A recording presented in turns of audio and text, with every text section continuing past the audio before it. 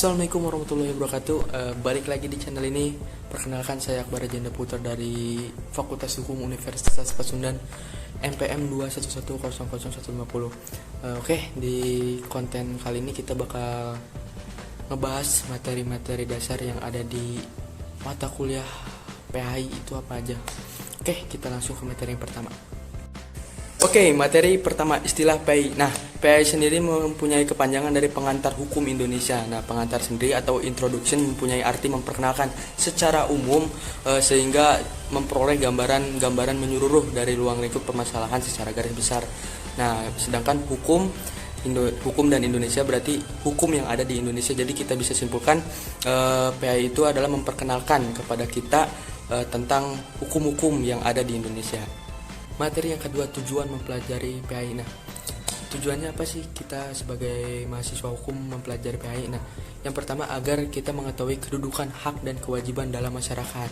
Nah, yang kedua agar kita mengetahui seluruh peraturan yang mengatur tata kehidupan negara dan masyarakat Indonesia. Nah, yang ketiga agar kita mengetahui perbuatan-perbuatan yang mana yang melanggar hukum, mana perbuatan yang tidak melanggar hukum menurut hukum yang ada di Indonesia. Nah, yang keempat itu agar kita mengerti sistematik dan susunan-susunan hukum yang ada yang berlaku di Indonesia, termasuk mempertahankan, memelihara, dan menjalaninya. Yang ketiga, perbedaan PHI dan PIH. Apa sih perbedaan PHI dan PIH? Padahal kan sama-sama pengantar ya. Oke, dari perbedaan dari PHI dan PI itu yaitu PIH membahas atau mempelajari dasar-dasar ilmu hukum secara umum yang berlaku secara universal, sedangkan PHI mempelajari konsep-konsep pengertian dasar dan sejarah hukum serta teori hukum positif di Indonesia, yang artinya ya dari sejarahnya, dari tata hukumnya, sumber hukumnya. Nah, itu sumber hukum Indonesia. Nah, itu yang ada di PHI ya. Selanjutnya, pengertian hukum. Oke, pengertian hukum. Law as a tool of social engineering and law as a tool of social control. Nah, hukum sebagai alat pembaruan dalam masyarakat dan hukum sebagai kontrol sosial. Tapi ada juga yang bilang hukum itu adalah peraturan yang berupa norma dan sanksi yang dibuat dengan tujuan agar untuk mengatur tingkah laku manusia, agar menjaganya ketertiban, keadilan, mencegah terjadinya kekacauan. Jadi yang mana? Nah, sebenarnya definisi hukum sejatinya masih dicari-cari oleh para ahli hukum, karena setiap ahli hukum itu berbeda-beda pendapatnya tentang hukum. Jadi yang jelas hukum adalah peraturan agar kita tertib dalam masyarakat, istilah kontrol sosial kita dari mulai tingkah laku kita, agar tingkah laku kita terjaga baik, positif. Nah, yang selanjutnya pengertian tata hukum. Nah, tata hukum itu diambil dari dua kata, yaitu tata dan hukum. Mentata dapat diartikan atau menyusun, misalnya dari yang rendah ke yang tinggi ke yang rendah, yang lama ke yang baru, yang khusus ke yang umum. Nah, tata hukum juga dapat diartikan sebagai susunan hukum. Istilah tata hukum dapat diterjemahkan dari istilah Rechtsorde bahasa Belanda ya. Secara lengkap, tata hukum dapat diartikan sebagai susunan-susunan hukum yang terdiri atas aturan-aturan hukum yang tertata sedemikian rupa yang telah dibentuk untuk menyelesaikan peristiwa hukum yang terjadi di masyarakat. Dan aturan-aturan yang ditata sedemikian rupa itu menjadi tata hukum yang mana antara satu dan lainnya saling berhubungan dan saling menentukan. Nah, oke, kita lanjut ke materi selanjutnya. Ius constitutum dan ius constituendum. Nah, apa sih perbedaannya? Nah, ius constitutum sendiri memiliki arti berarti hukum yang berlaku saat ini, hukum yang kita jalani saat ini. Dan ius constituendum itu berarti adalah hukum yang dicita-citakan atau hukum yang masih diangan-angankan di masa yang akan mendatang. Nah, kita materi selanjutnya, pengertian sistem hukum. Nah, sistem sendiri memiliki artian suatu tatanan yang teratur atau suatu keseluruhan yang terdiri atas bagian-bagian yang terkaitan satu sama lain. Berarti sistem hukum yaitu keseluruhan atau kesatuan yang utuh dari tatanan hukum yang terdiri dari bagian-bagian atau unsur-unsur yang satu sama lain saling berhubungan dan berkaitan secara erat. tentang hukum ya. Oke. Materi selanjutnya, jenis dan karakteristik sistem hukum. Banyak ya sebenarnya macam-macam. Yang pertama kita bahas sistem hukum Eropa kontinental atau civil law ya. Sistem hukum ini memiliki kodifikasi dasar sistem dari hukum. Nah, ini adalah memperoleh kekuatan mengikat karena diwujudkan dalam peraturan-peraturan yang berbentuk undang-undang dan susunan secara sistematik di dalam kodifikasinya.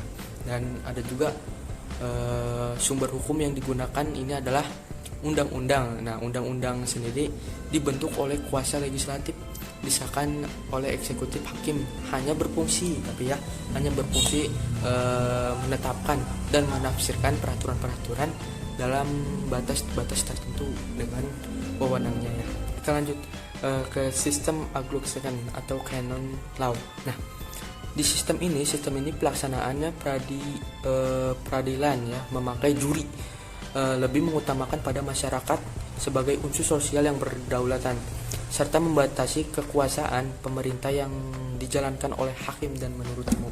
Dan juga di sistem ini hakim mempunyai wewenang yang luas untuk menafsirkan peraturan-peraturan hukum yang menciptakan prinsip hukum yang baru yang berguna sebagai pegangan bagi hakim-hakim lainnya dan memutuskan perkara sejenisnya. Dan juga di sistem ini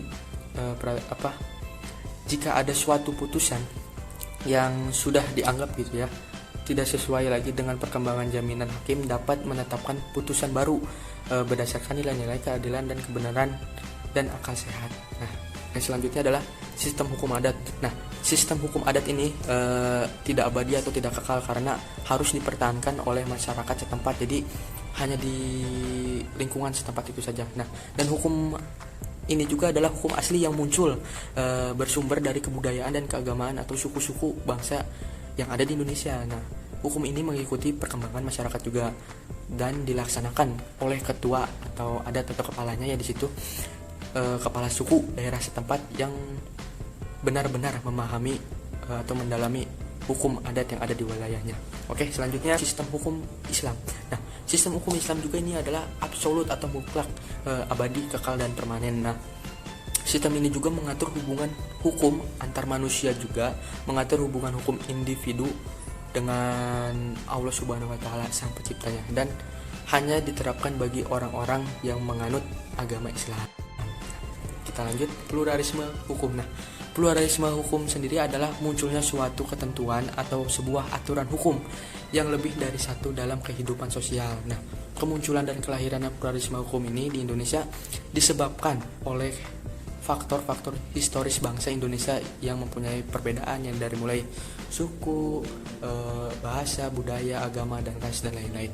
Nah, konsep pluralisme hukum bangsa Indonesia sendiri menegaskan bahwa masyarakat memiliki cara berhukumnya sendiri yang sesuai dengan rasa keadilan dan kebutuhan mereka dalam mengatur realisasi sosial, plurnya hukum yang berada pada Indonesia. Nah, hukum ini juga akan terpakai sendiri dengan keinginan atau kebutuhan masyarakat tersebut. Nah, itu jadi pluralisme hukum itu. Selanjutnya, pengertian sumber hukum. Nah, sumber hukum adalah segala sesuatu yang dapat menimbulkan aturan-aturan yang mengikat dan memaksa. Nah, sehingga apabila peraturan tersebut dilanggar, dapat menimbulkan sanksi-sanksi yang tegas dan nyata bagi pelanggarnya. Nah, dari ini sifatnya ya berarti adalah memikat atau memaksa, sanksinya ya memaksa. Jadi mau tidak mau si pelanggar harus menjalankan sanksinya. Nah, sumber hukum juga menjawab dari mana asal usul atau dari mana hukum itu berasal. Oke, selanjutnya adalah jenis dan contoh sumber hukum. Nah, jenis sumber hukum itu ada dua ya. Yang pertama sumber hukum material. Nah, sumber hukum ini yaitu menentukan isi hukum. Nah, sumber hukum ini juga diantaranya berupa kaidah dan normal. Dan sedangkan sumber hukum formal yaitu bentuk-bentuk hukum untuk memberlakukannya hukum berdasarkan pada tata cara dan bentuk hukum yang diberlakukannya. Nah, contohnya undang-undang, kebiasaan, jurisprudensi, traktat, dan doktrin. Nah, itu ya. Dan selanjutnya, nah, penggolongan hukum. Penggolongan hukum itu banyak ya. Ada juga berdasarkan wujudnya, daerah berlakunya, waktu, golongan, isinya, dan fungsinya. Nah, berdasarkan wujudnya penggolongan hukum itu ada dua, yaitu hukum tertulis dan hukum tidak tertulis. Nah, berdasarkan daerah berlakunya itu ada tiga, hukum nasional, internasional, dan hukum asing.